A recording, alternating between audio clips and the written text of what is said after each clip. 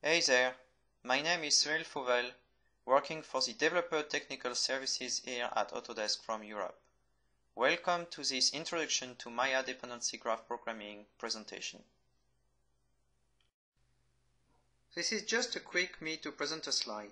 You'll recognize me by the picture next time we'll be in a conference. Feel free to come to me and have a chat about anything, and I'll be happy to assist you. Okay, so here is the agenda for today. The Maya architecture is based on nodes on the dependency graph, where nodes are very simple C++ objects. The dependency graph is the real brain of Maya. The dependency graph is a collection of nodes. Nodes can perform basic or advanced tasks or operations in Maya, but the dependency graph controls how all nodes are working together. Finally, during that presentation, we'll review either C++ or Python demos or code to demonstrate everything we are going to show you today. In the Maya concept, nodes are very simple C++ objects, usually derived from the MPX node base class in the Maya API. What is important is that a node is like a black box operation for Maya. It means that Maya doesn't really know what happens in a node, neither that a node knows what happens in Maya. What is important is that a node behaves correctly towards the dependency graph. Data exchange between Maya and nodes or between nodes is done through attributes. But attributes are really definitions of the data a node can accept or produce. Attributes can be either static or dynamic and are defined when the node definition is created.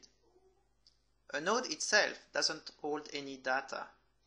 The mDataBlock class holds all the data for each node instance. A mDataBlock could be unique for a time instance or a node instance or shared depending on its usage. Finally, nodes are interconnected together through plugs and connections. Here is a quick example on how a node is working. First, a node receives from other node on Maya some attributes, which are then converted into something different, and then outputted to other nodes. When we are talking about attributes in Maya, we should distinguish two categories. The first one is the attributes definition. This is a static member of the node class, and an attribute definition is defined only once for all instances of the same node type. This one does not hold any data, but it's only the definition which will be shared across all nodes of the same type. Derived nodes inherit from their base class. It means that when you derive a new node class from a given node class, this one would inherit from its parent and would exhibit the same behavior. Derived node should never try to change an attribute behavior inherited by its parents.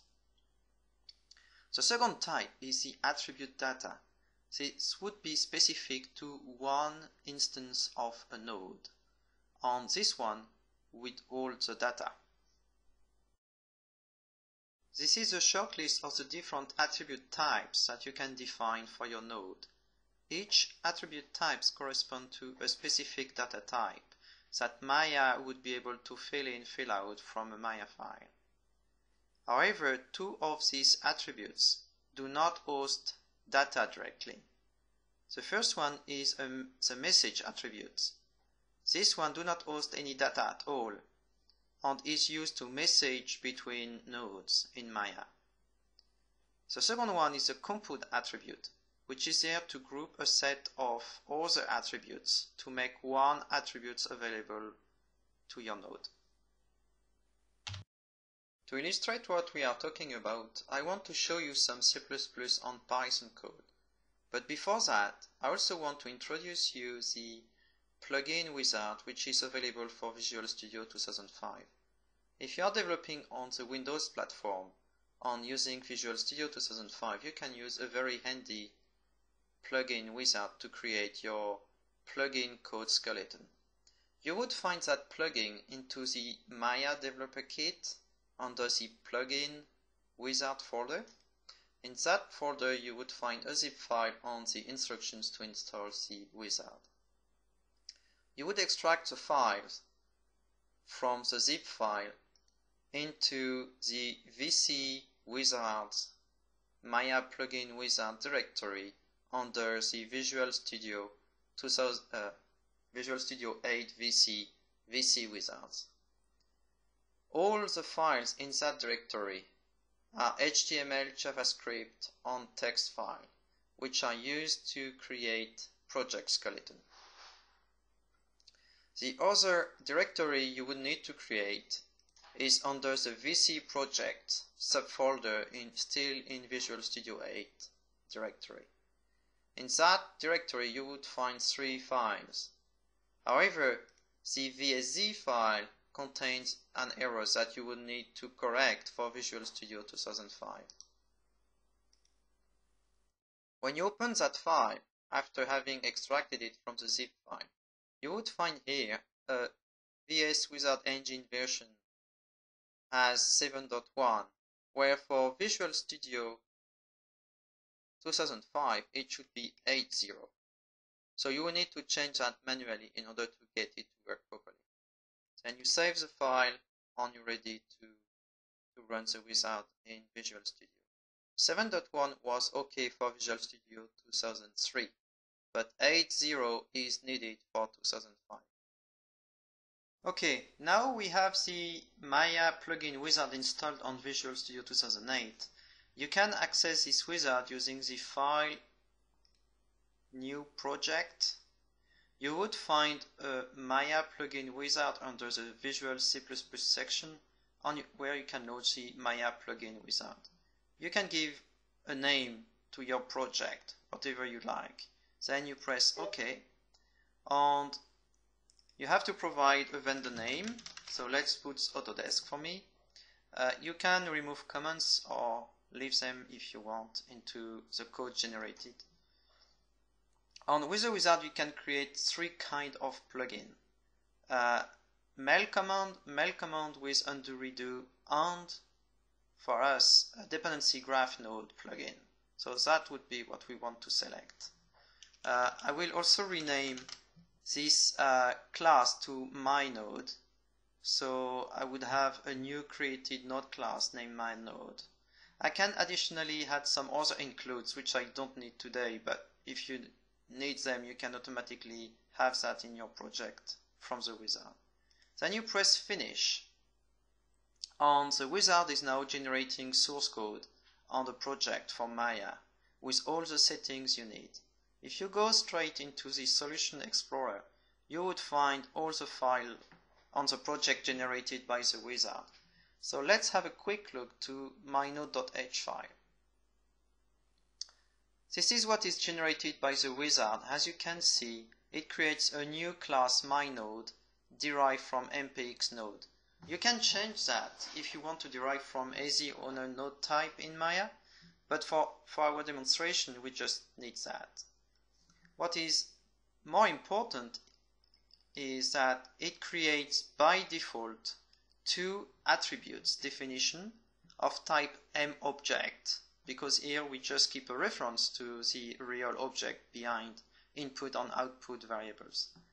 And also there is a static mTypeID static variable into the class, which would be the unique identifier for our new node type.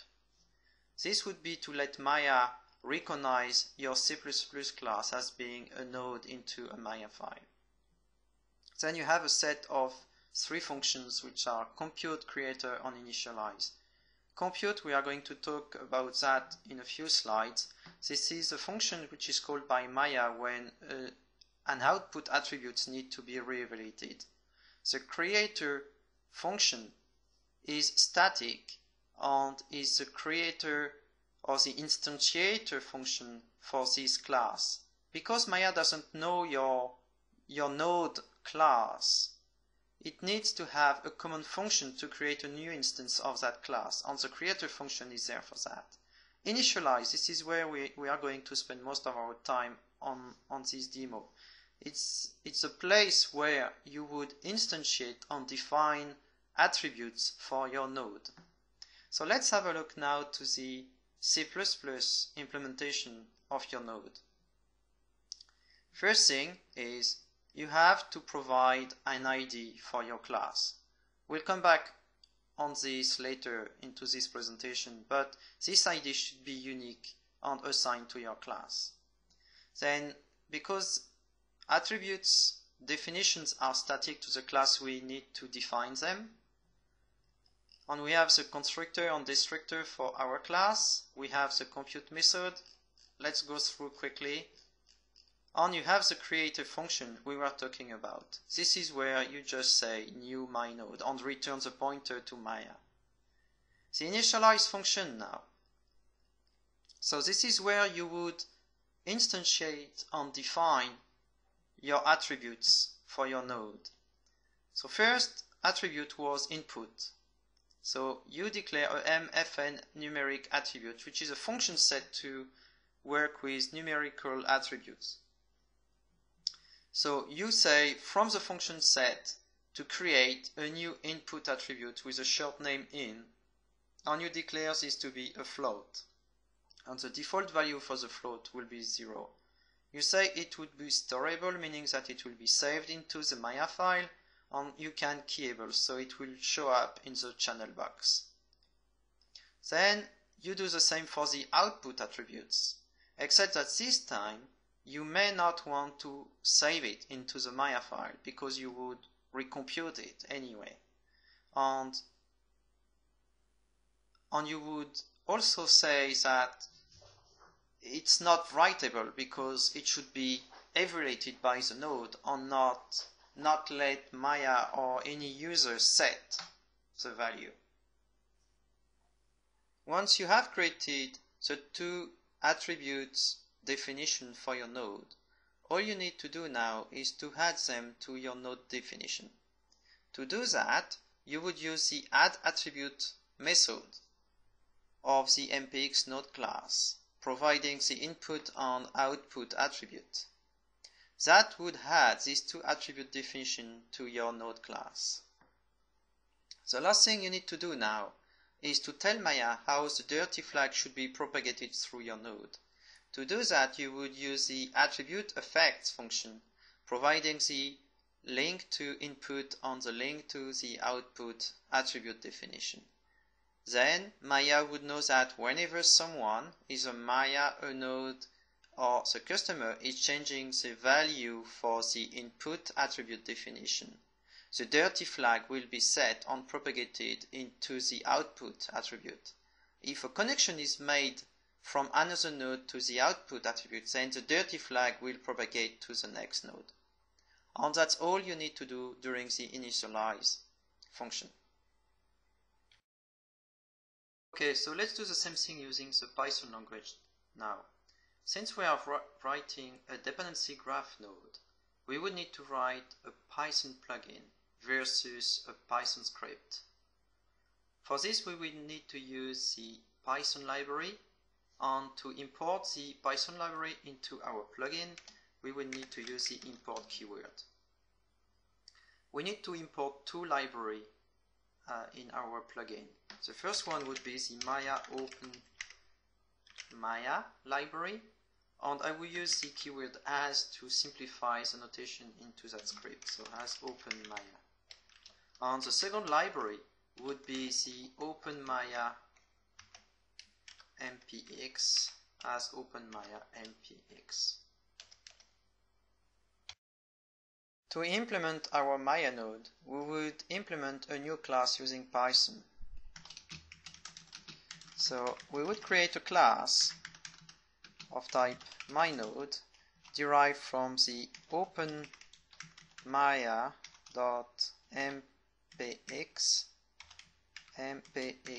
node, because we want to derive from the MPX node class. And we will also define the two member variable for that class, which will define our attributes.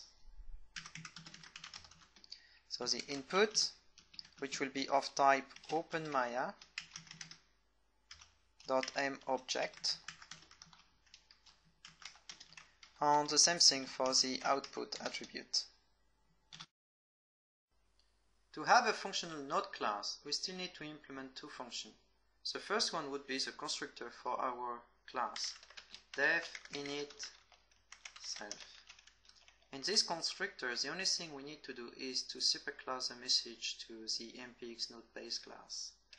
OpenMaya MPX node init self. The second method is the compute method. We don't want yet to fully implement it, but we still need to implement it as a minimum to have a functional node. Def compute. Note here that there will be an additional parameter for Python, which will be the self pointer. On that we'll get our plug on data block parameter. Since we don't want yet to fully implement it, we'll just tell Maya that we don't know what to do with any of the plug passed in. And to do that, we have to return the OpenMaya k unknown parameter.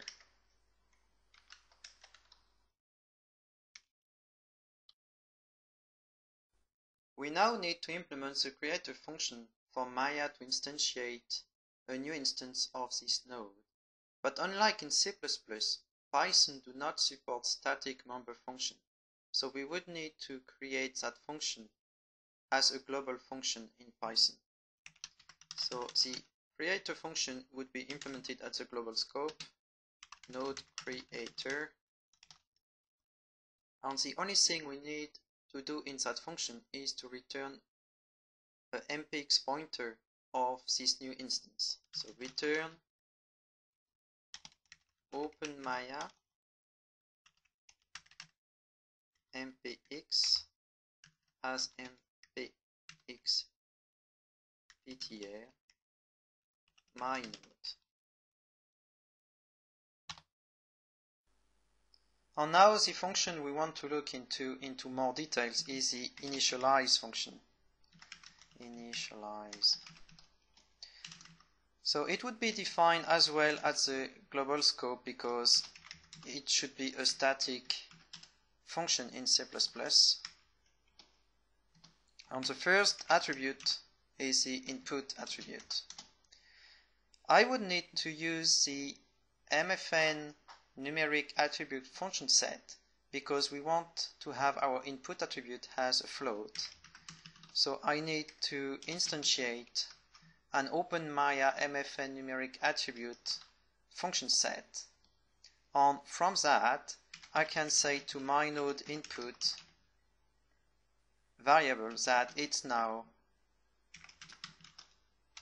.create, it is now a float. So I would give it a long name, a short name, then tell that it is a float using the kfloat value and putting the default value to 0.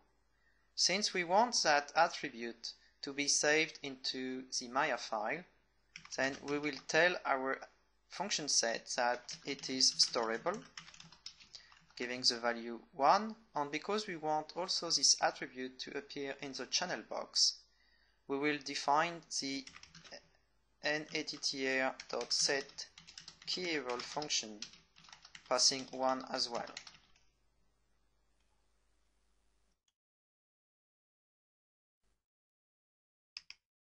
For the output attribute, it's almost the same thing. So I will just copy and paste this code and change only what I need to change. So for example here, it's now the output attribute. Its name is now output and the short name is out.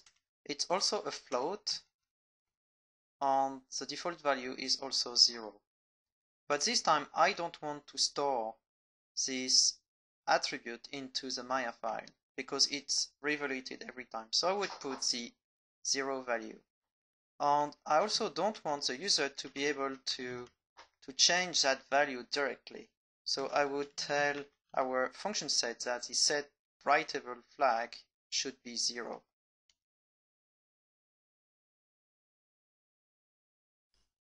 Now we have successfully defined our two attributes. We need to add them to our node. To do that, we will use the addAttribute function of the node class to add this attribute definition. So my node addAttribute of my node dot input, and I add as well the output attribute. Now the last thing we need to do is to set up rules for the dirty flag propagation. To do this, we'll use again a function of the node class, which is the attribute effects, where we teach Maya that whenever the my node input attribute is changing, it should affect the my node dot output attribute. And that's it. So if a node attribute doesn't hold any data, where are the data stored? It's stored into the mDataBlock or mDataBlock array. This class is specialized in holding the data for a node, an instance of a node. But the mDataBlock may be duplicated for each time instance on node instance. A mDataBlock could either be shared or unique for a node or several nodes, or both. It doesn't really matter. Maya will decide for you, considering performance versus memory. A mDataBlock could also be cached, depending if it contains light or heavy data. So as you can see on the right of the screen, we have two instances of the same node, which could either contain their own data block encapsulated into the node boundary, or sharing the same mDataBlock instance. What you can also note here, that we've discussed a few slides ago, is that both node instances have only one reference to the attribute definition. Finally, in order to get a node to fully work into the dependency graph of Maya, a plug is the object which will allow you to connect a node into the dependency graph or to other nodes. When I say connect to a node, in fact it's connect one attribute of a node to another attribute of a node. A plug is a link to an attribute data of a specific node. So you would connect to the data into the mDataBlock of an instance of a node for a given context. You can retrieve a plug for a node using the mfn dependency node find plug function.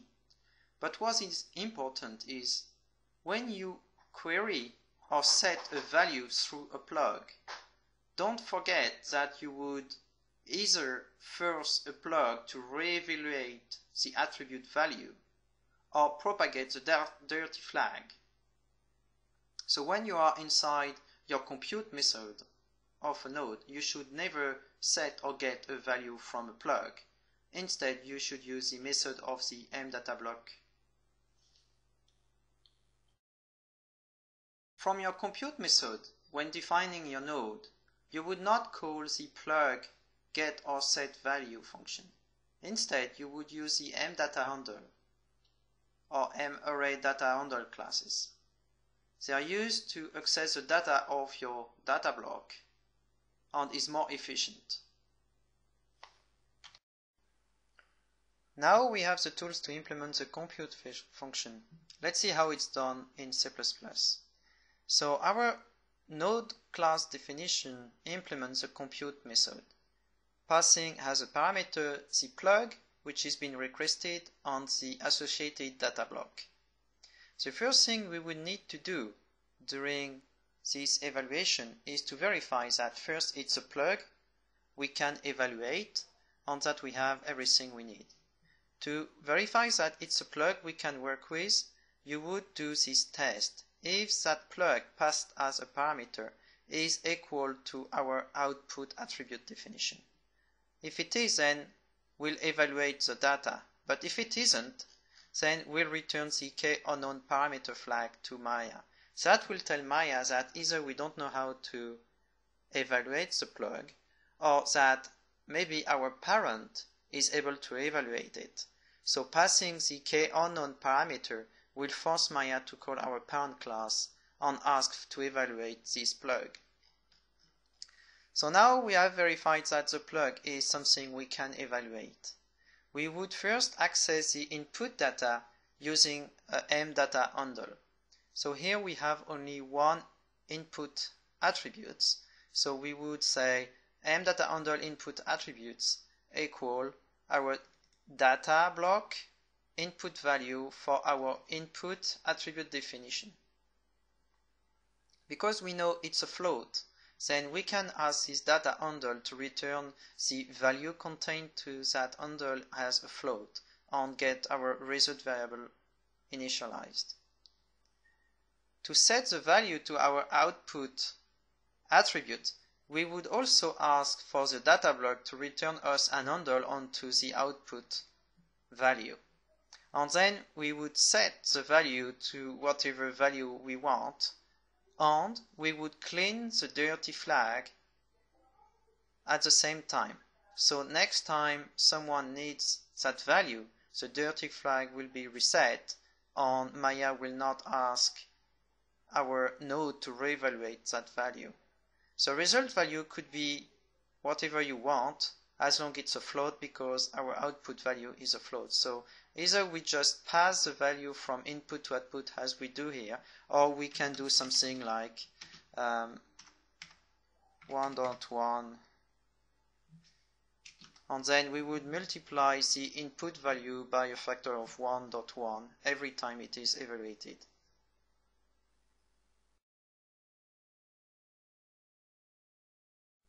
The implementation of the compute method in Python is not much different from the C++ sample. The first thing we will need to do is to verify that the plug we pass in as a parameter, well, that Maya pass in as a parameter, is of a type that we can evaluate. So mynode.output.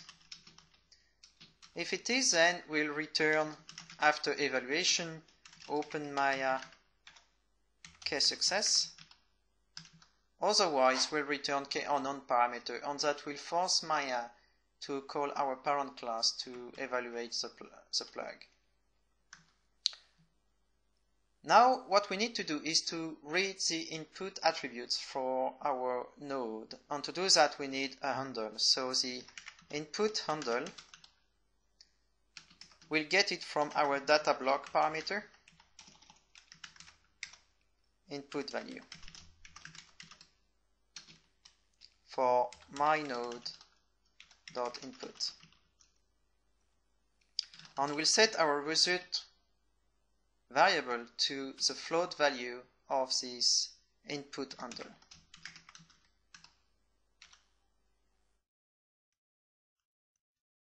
As float. Now we also need to have a handle onto the output value of our data block. Data block dot output value for mynode.output.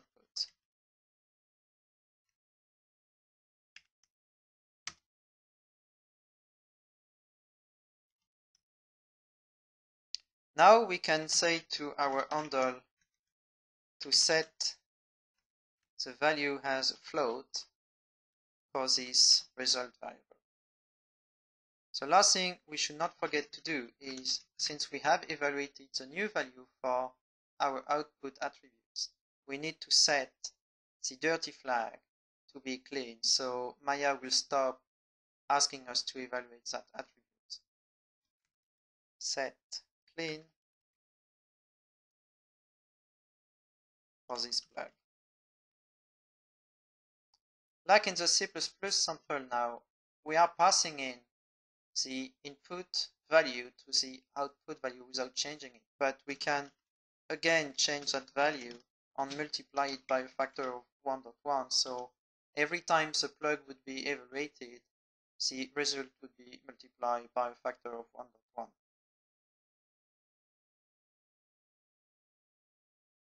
One things about plugs are connections. Nodes are interconnected by connections through plugs, and you can connect two plugs together if they are of the same type, or could be cast to a different type. Fan out is okay. It means that you can connect one output plug to several input plugs of different nodes. But you can't fan in, meaning that you can't plug two output attributes to one input attributes of a node. Here is a diagram summary for a node implementation into Maya. What you have to remember is that the attribute definition is unique for a node type. The M data block may be single or unique for a node and contains the attribute value.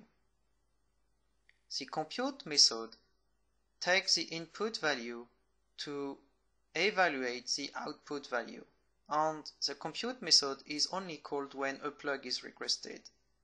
A plug could be either exposed to the outside or to the internal usage only of a node. If they are exposed outside, then it means other node could be connected to this plug.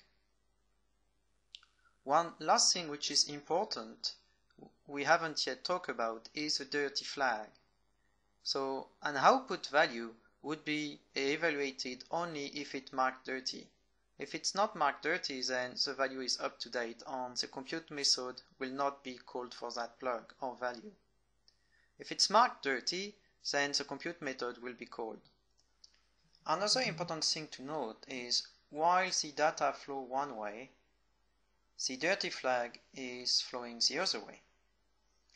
So for the data, when you request an output attribute to be evaluated, the output attribute will use the compute methods which will then pull the data from input attributes.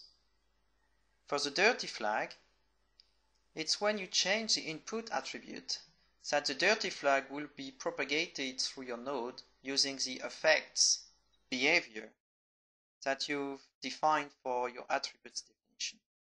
So the dirty flag will fly from the input to the output attributes using the link you have defined. This is a quick summary of the few previous slides. When you implement a node, you derive a class from the base class MPX node, and then you give to that class a unique identifier which will tell Maya about your node and would tell Maya when it reads a Maya file if it contains one of your node instances. Then you would declare an attribute definition, or many, and this is into the initialize function that you would instantiate this attributes definition. This is where you define the type for a given attribute and which one interact with another one. Finally, to let Maya create an instance of your class, you would implement the creator function, where you would instantiate a new C++ instance of the object. The last thing you have to do is the compute method, where you can see the two arguments are of type mplug and mDataBlock. The mplug would describe which plug is being requested, and you have the associated mDataBlock, which contains the value for this node instance and time instance. Node ID, unique identifier, are used for filing purpose. This number is a 32-bit integer, so from 000 to 7FFFF are reserved for testing purpose. If you wish to have your own ID, you would need to request this ID to hotmail@alias.com, or if you are an ADN developer, use the ADN DHO services to reserve a block of IDs. When requesting to reserve IDs of block for nodes, you would provide your company name, contact name, phone or email, and the number of ID you want to reserve. The static initialize function is a place where you would create attributes and set the attributes flags. You would then add the attributes to the node definition and define the attributes relationships. You would then declare to Maya how your node is working regarding attributes and data. The compute method is called by Maya whenever someone is asking for a dirty output plug value. So Maya would call this compute method passing in the plug and the corresponding data block, and the compute method would be responsible for evaluating the plug value. If you don't know how to handle the plug, then you would return the k-unknown parameter flag. That will tell Maya that either you don't know how to handle that, and will force Maya to call your parent node class to know if this one could evaluate the plug for you. If you know how to evaluate the data, then you set the value, and then you would update the dirty flag accordingly. So the plug would be marked clean and the compute method will not be called again. While in the compute method, you should never do something which would send a dirty message to the dependency graph. And remember that a node should be considered as a black box operation, so you should never look outside of your node to get data, and only get data from input attributes. When your node class is ready, so when you have defined your node ID and class definition, don't forget to register it for Maya to use it. You would then provide to Maya the node ID, the creator and initialize function.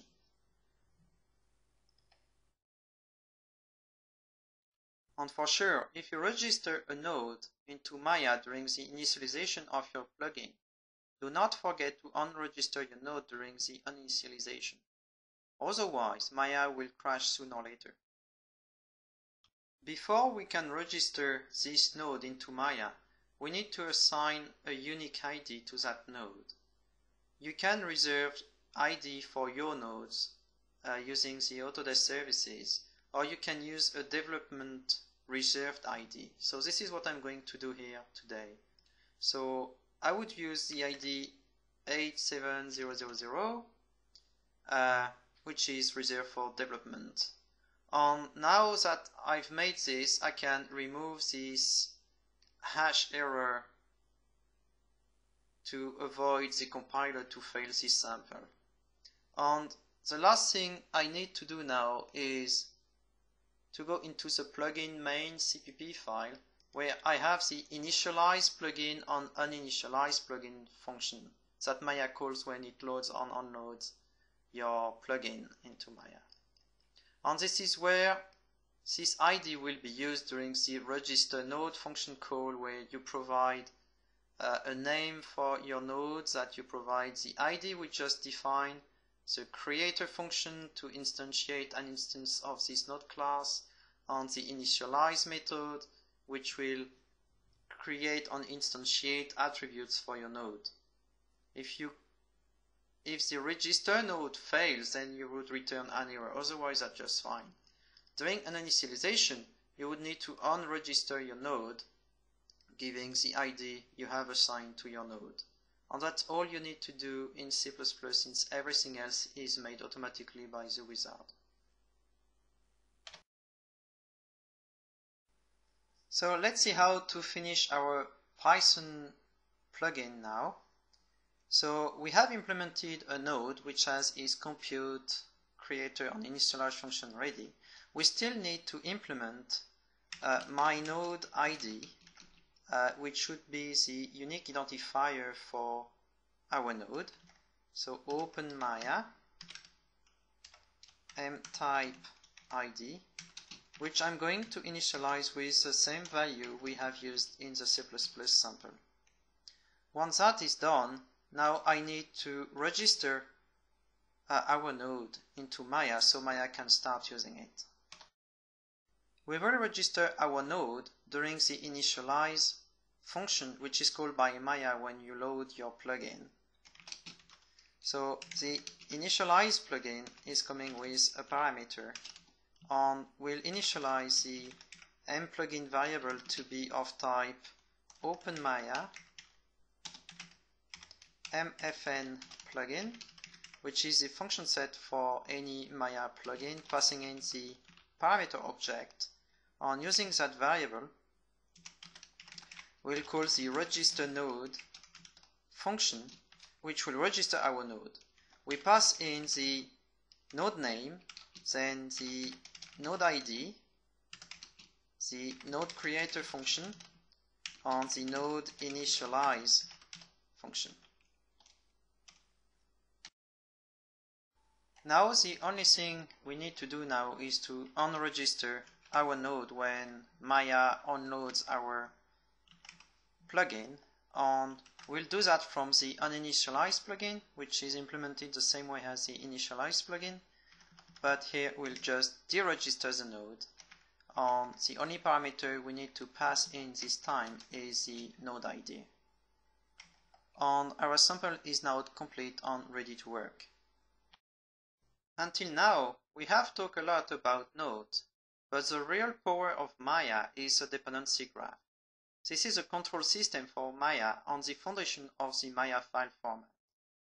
The dependency graph is making usage of plugs and connections to connect to your nodes and get your nodes to work.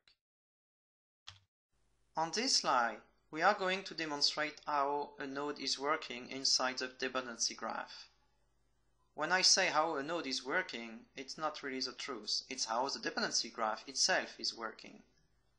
First, take a step back and look at the node we have implemented in the previous slides. So we have, in this context, a node with its compute methods on the data block.